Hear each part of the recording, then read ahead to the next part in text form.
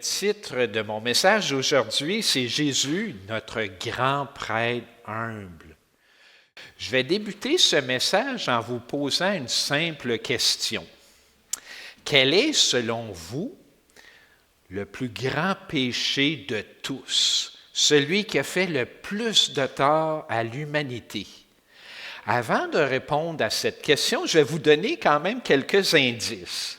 Ce péché est à l'origine de bien des maux, des guerres et des divisions et nous affecte tous. Ce péché existait bien avant la création de l'être humain. Satan, le diable, a ce péché et il semble qu'il ne se repentira pas jamais de ce péché puisque sa fin, qui est déjà connue et certaine, sera l'étang de feu. Un jour, cet esprit maléfique qui a eu un commencement aura aussi une fin. Il cessera d'exister lorsque Dieu, le Tout-Puissant, en décidera ainsi. En passant, Dieu aime tous les êtres humains qu'il a créés et tous un jour auront l'occasion de se repentir de ce péché et d'accepter la grâce qu'il nous offre. Ce péché est à prendre au sérieux. Il est tellement grave que c'est à cause de ce péché que la majorité des êtres humains sont privés en ce moment de recevoir la vie éternelle. C'est ce péché qui est à l'origine de la chute de l'humanité dans le jardin d'Éden. Peut-être qu'avec tous ces indices, vous savez maintenant à quel péché je fais allusion dans mon message ce matin. Ce péché, c'est l'orgueil. Adam et Ève et le diable ont tous voulu être comme Dieu. Mais nous ne pouvons pas être comme Dieu. Dieu est un être intemporel, il n'a ni commencement, ni fin, et il n'a pas été créé. Nous, à la base, nous existons parce que Dieu, notre Créateur, le permet. Dieu est souverain sur toute sa création. C'est lui qui soutient tout l'univers. C'est sa volonté qui prévaut sur tout et non la nôtre. D'un point de vue biblique, l'orgueil est défini comme étant autosuffisant. C'est affirmer et agir comme si nous n'avions pas besoin de Dieu dans notre vie, que nous pouvions nous débrouiller seuls sans lui. Nous aimons compter sur nous-mêmes et non compter sur un Dieu que nous ne voulons pas apprendre à connaître en supposant qu'il existe. L'humanité croit qu'elle peut parvenir à vivre sans Dieu dans un monde de paix. C'est à cause du péché d'orgueil que l'humanité se prive présentement d'une relation saine avec son Créateur. L'orgueil est également défini comme étant une estime excessive de soi, un sentiment de fierté exagérée de sa propre personne. L'orgueil se nourrit notamment de la compétition, je veux être meilleur que toi, et de la comparaison, je veux posséder plus que toi. L'orgueil, c'est aussi refuser d'admettre ses erreurs. C'est présenter une justification pour un mauvais comportement en blâmant notamment quelqu'un d'autre à sa place. Une personne orgueilleuse ne ressent pas le besoin de se repentir. Elle ne commet jamais d'erreur, puisqu'elle a toujours quelqu'un à blâmer. C'est la faute des autres ou d'une circonstance quelconque qui est hors de son contrôle. À l'inverse, une personne humble, un vrai chef, c'est quelqu'un qui prend la responsabilité pour les erreurs qui ont été commises sous sa supervision. L'humilité se définit, autrement dit, comme une absence complète d'orgueil. Si nous avons quelque chose de bien que vous n'avez pas, nous allons vous le partager pour que vous puissiez en bénéficier. Donc, au lieu de se croire supérieur aux autres, partageons nos dons et talents avec les autres. C'est ce que Jésus-Christ a fait lors de son ministère terrestre. Par ses paroles et son comportement d'amour, il nous a enseigné. Il nous a offert ce qu'il y a de plus précieux pour un être humain, et c'est une relation éternelle avec le Dieu d'amour trine, en inaugurant le chemin d'accès au trône de sa grâce. Après nous avoir réconciliés, Jésus intercède maintenant, ou si vous préférez, prie pour nous afin que nous demeurions en communion avec lui et qu'il puisse poursuivre notre transformation à son image. D'ailleurs, l'auteur de l'Épître aux Hébreux encourageait tous les chrétiens juifs de son époque qui étaient persécutés à cause de leur foi à ne pas retourner aux prescriptions légalistes de l'ancienne alliance, mais plutôt à demeurer unis à Jésus-Christ, notre grand prêtre, ce qui est de loin la meilleure façon de vivre. C'est ce que l'auteur démontre tout au long de son épître et que nous allons voir ensemble dans le passage d'aujourd'hui. Demeurer dans la grâce, cela consiste à demeurer en communion avec le Dieu trine, à lui faire confiance et à compter sur sa puissance pour que nous puissions agir selon sa volonté. Dieu nous aide à lui obéir. Dans le passage d'aujourd'hui, l'auteur de l'Épître aux Hébreux déclare que le sacrifice que Jésus a fait lorsqu'il s'est offert lui-même sur une croix romaine à Dieu le Père en notre nom, c'est une vie de foi et de parfaite obéissance. Ce sacrifice est complet, ce sacrifice est parfait, et ce sacrifice a été accepté de la part du Père, puisque Jésus est ressuscité des morts. En devenant l'un des nôtres, Jésus a été soumis aux tentations du diable de bien des manières. Il a résisté à toutes les tentations qu'il a affrontées. En venant vivre dans notre monde déchu, Jésus a vécu plusieurs situations d'injustice. Il les a toutes surmontées avec un esprit de résilience. Le dernier ennemi que Jésus a affronté au cours de son ministère terrestre, c'est la mort. Il l'a vaincue, elle aussi. Les gens disent qu'il n'y a jamais eu personne qui est venu nous dire ce qui se passait après la mort. C'est faux. Jésus l'a vaincu et est revenu pour nous dire que son royaume s'en vient et qu'il nous invite à participer à la réconciliation du monde avec Dieu. La résurrection de Jésus-Christ, c'est la base de notre foi. Sans la résurrection, notre foi est vaine. Le sacrifice de Jésus, notre grand prêtre humble, est immensément supérieur à tous les sacrifices d'animaux. Il n'y a pas de commune mesure entre les deux. À la mort de Jésus-Christ, le voile du temple s'est déchiré. Ce signe miraculeux montre la fin de l'ancienne alliance. Puis quelques jours plus tard, la résurrection miraculeuse de Jésus-Christ d'entre les morts inaugure le début d'une nouvelle alliance. Par la mort et la résurrection de Jésus-Christ, l'humanité est réconciliée une fois pour toutes avec Dieu. Ce ne sont pas nos bonnes œuvres qui nous sauvent de la mort éternelle.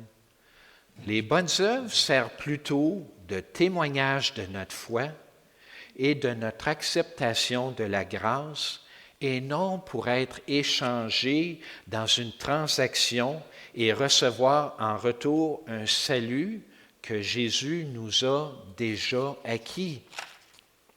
Au départ, nous sommes tous séduits par les tromperies du diable. Nous voulons tous bien faire les choses, mais à notre manière, de façon indépendante, sans compter sur l'aide et la sagesse de Dieu.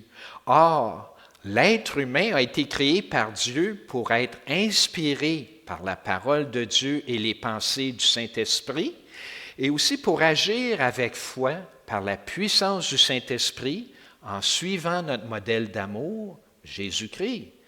Sans la présence du Saint-Esprit en nous et sans l'intercession constante de Jésus-Christ en notre faveur pour nous ramener en communion avec Dieu, nous étions morts spirituellement et nous demeurons esclaves de notre problème d'orgueil.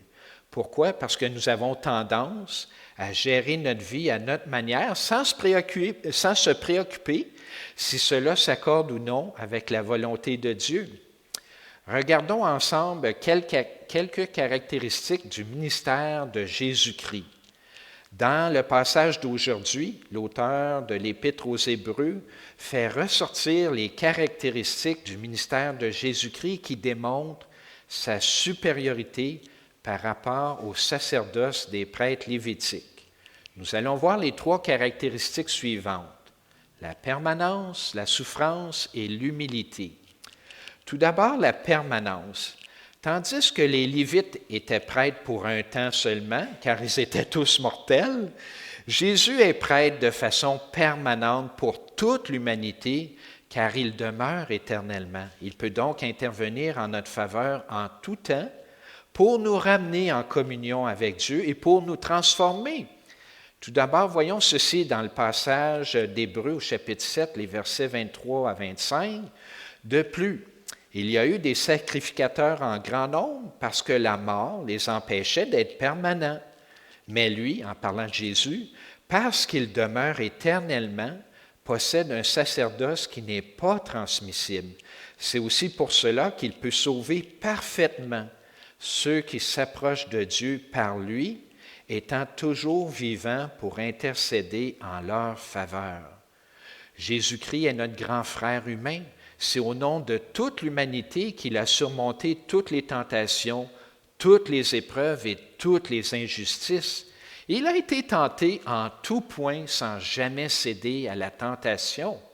C'est sa vie d'obéissance parfaite qui a été offerte à Dieu en sacrifice au nom de toute l'humanité pour nous ramener en communion avec Dieu.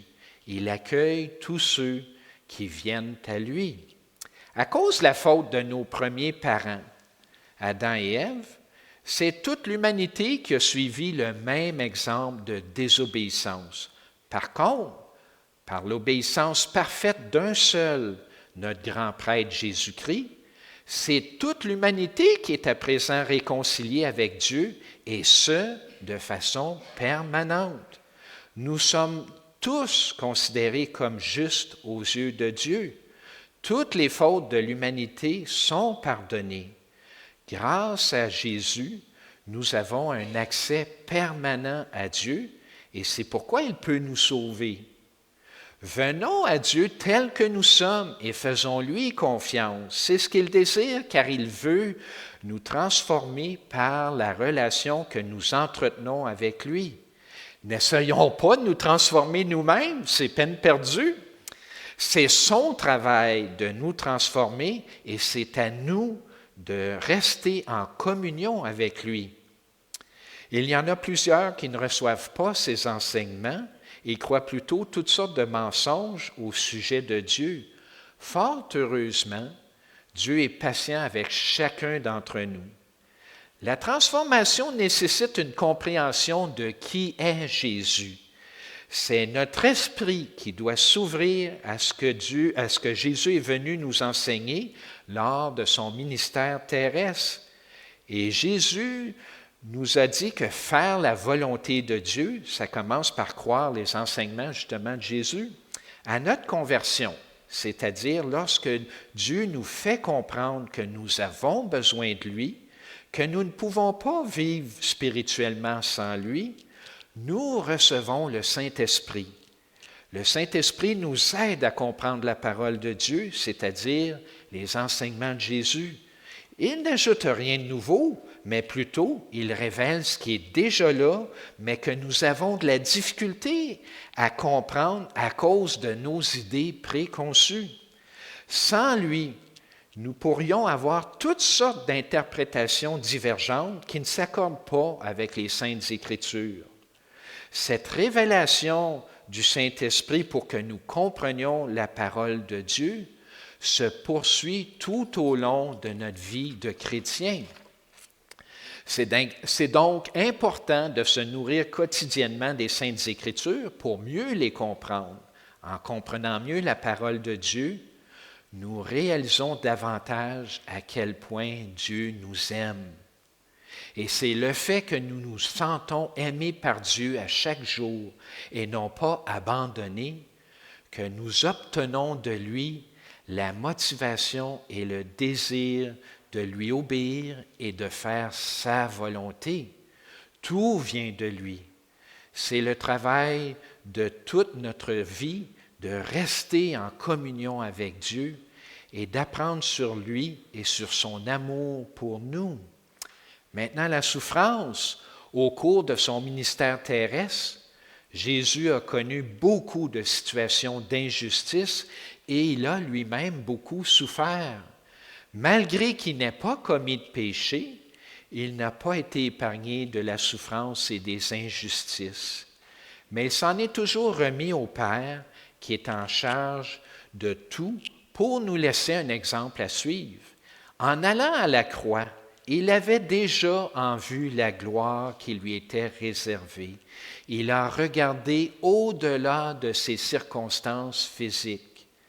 À la croix, même en étant insulté et affaibli, Jésus a continué d'aimer. Il a pris des dispositions pour sa mère Marie, et peu importe les situations injustes et les épreuves que nous subissons, Jésus nous accompagne tout le temps et il ne cesse pas de nous aimer. En général, les gens pensent que les épreuves que nous subissons injustement sont une preuve de l'inexistence ou de l'inaction de Dieu. Un Dieu qui m'aime n'aurait pas permis cette épreuve dans ma vie, se disent-ils. Il n'aurait pas permis que je souffre. Mais nous vivons dans un monde qui est rempli de souffrance et d'injustice. Nous sommes tous affectés. Pourtant, même dans la souffrance, Dieu nous montre son amour et cela ne l'empêche pas de nous transformer à son image. Jésus est vainqueur de la souffrance. Puisqu'il a lui-même souffert, il comprend nos blessures émotionnelles et il est compatissant.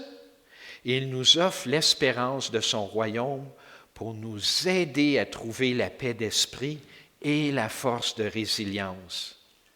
Et ce qui n'aide pas la situation, c'est qu'en plus de subir l'injustice, nous sommes nous-mêmes tentés et nous commettons parfois le mal. Lorsque vous êtes tentés, faites appel avec confiance à Jésus, le vainqueur de toutes les tentations et de tout mal. Il va vous aider et croyez qu'il va vous délivrer du mal. C'est sa spécialité. Ne comptez surtout pas sur vos propres forces pour résister à la tentation. Comptez plutôt sur le Dieu Trine et sur sa puissance. Il nous apprend à fixer notre attention sur les choses honorables pour résister au mal. Même lorsque notre foi vacille à cause des mensonges largement répandus dans notre société et parce que nous subissons quotidiennement l'influence de nos concitoyens qui sont dans les ténèbres, Jésus-Christ est toujours là, intercédant pour nous maintenir en communion avec Dieu, nous qui sommes le peuple de Dieu. Jésus est au-dessus de tout. C'est souvent lorsque les gens sont dans les épreuves et qu'ils n'ont pas de solution qu'ils se tournent vers Dieu. Dans ces situations, plus Dieu nous fait réaliser à quel point son amour est grand pour nous, plus nous sommes portés à lui faire confiance et à lui obéir. Dieu permet les épreuves pour nous faire grandir et non pour nous détruire. Dieu ne nous laisse pas seuls dans ces épreuves. Il nous accompagne à chaque jour. C'est plutôt nous qui sommes portés à quitter cette relation d'amour. En général, le témoignage d'une personne le témoignage, c'est-à-dire de résilience d'une personne qui souffre, ça ne passe pas inaperçu, car nous sommes plutôt portés à être découragés dans ces situations. Personne n'aime la souffrance. Jésus aussi souffre avec nous car il connaît ce que c'est. Il l'a expérimenté. Il n'est pas insensible à notre douleur et à nos peines. Bien au contraire, il pleure avec nous. Il est pour nous. Nous savons qu'un jour, Dieu va mettre un terme à la souffrance car il est en charge de tout l'univers. Les désastres naturels et la mort font ressortir notre fragilité. Et c'est parce que nous sommes conscients que nous sommes fragiles que nous sommes facilement inquiets et angoissés. Plusieurs pensent qu'il n'y a rien après la mort et ils n'ont donc pas d'espérance. Pourtant, Jésus nous assure que nous avons tous une place dans son royaume. Il suffit de le croire puisqu'il a triomphé de la mort. La mort n'est que le passage vers une vie meilleure sans souffrance. Et l'humilité maintenant, peu importe notre rang social, Jésus fait bon accueil à tous ceux qui viennent à lui. Cela inclut même le brigand qui l'a insulté au début du supplice de la croix et qui s'est par la suite repenti. L'amour de Jésus démontré à la croix est puissant. En s'abaissant au dernier rang, au rang des malfaiteurs, Jésus nous élève tous avec lui. Pourtant, Jésus a dit qu'il était le Messie et donc il était roi. Au lieu d'être servi, il s'est mis au service de toute l'humanité. Jésus est notre grand prêtre humble qui est sans péché. L'humilité, c'est s'abaisser pour élever les autres en les servant. Sa vie parfaite, il l'a librement offerte en sacrifice pour nous donner la vie. Il s'est fait pauvre pour nous enrichir. Le châtiment qui nous donne la vie, c'est lui qui l'a subi à notre place. Il nous appelle tous ses amis et il l'a prouvé en donnant sa vie pour nous. Voyons à ce propos le passage d'Hébreux, chapitre 7, les versets 26-27. Il convenait en effet d'avoir un souverain sacrificateur comme lui, saint, innocent, sans tache, séparé des pécheurs et plus élevé que les cieux, qui n'a pas besoin, comme les autres souverains sacrificateurs, d'offrir chaque jour des sacrifices, tout d'abord pour ses propres péchés, ensuite pour ceux du peuple, car ceci, il l'a fait une fois pour toutes en s'offrant lui-même. Contrairement aux prêtres lévitiques, pour s'approcher de Dieu le Père au nom de l'humanité, Jésus n'avait pas besoin d'offrir un sacrifice pour ses propres péchés. Il n'a jamais péché. De plus, les sacrifices d'animaux étaient offerts à tous les jours, puisque ces sacrifices étaient incapables de nous amener à la perfection. Jésus, lui, s'est offert lui-même une fois pour le pardon des fautes de toute l'humanité. Nous avons un accès libre à Dieu à tous les jours. L'humanité a cru le mensonge du diable qu'elle pouvait vivre sans Dieu, notre Créateur qui nous aime. En se détournant de son Créateur, l'humanité a offensé Dieu. Pour qu'il y ait une réconciliation, c'est Dieu lui-même qui en a pourvu le moyen. Cela ne pouvait pas provenir de nous, car nous étions tous des pécheurs. Dieu le Père a donné son Fils unique en sacrifice pour réconcilier toute l'humanité avec lui.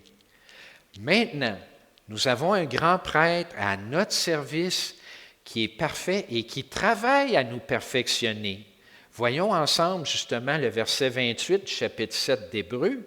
En effet, la loi établit souverain sacrificateur des hommes sujets à la faiblesse, mais la parole du serment qui a été fait après la loi établit le Fils qui est parfait, lui, pour l'éternité.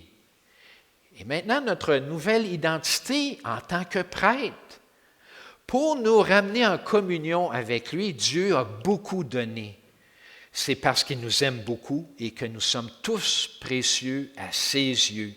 Sous la grâce Il n'y a plus de grand prêtre lévitique qui rencontre Dieu une fois par année dans un temple à Jérusalem fait de main d'homme. Bien que plusieurs ne le savent pas encore, toute l'humanité est considérée comme juste aux yeux de Dieu à cause du sacrifice parfait de Jésus-Christ. Et parce que nous sommes justifiés, cela permet au Saint-Esprit d'habiter dans tous ceux qui ont la foi, c'est-à-dire ceux qui croient les enseignements de Jésus-Christ et qui se repentent d'avoir voulu vivre sans Dieu, notre Créateur. Tous les croyants forment l'Église, sont le temple où réside le Saint-Esprit. Notre esprit et le Saint-Esprit peuvent maintenant communiquer ensemble directement sans passer par les sacrifices d'animaux. En fin de compte, la personne humble, c'est celle qui se repent en reconnaissant ses fautes et son besoin d'être accompagnée par Dieu, son Créateur, et qui fait la volonté de Dieu en suivant l'exemple de notre grand prêtre Jésus-Christ.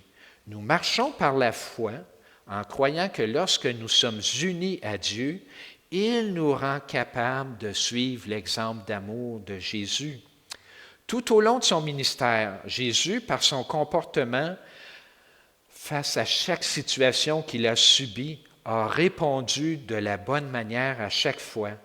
C'est en notre nom qu'il a offert les réponses parfaites au Père et qu'il a triomphé de toutes les situations difficiles.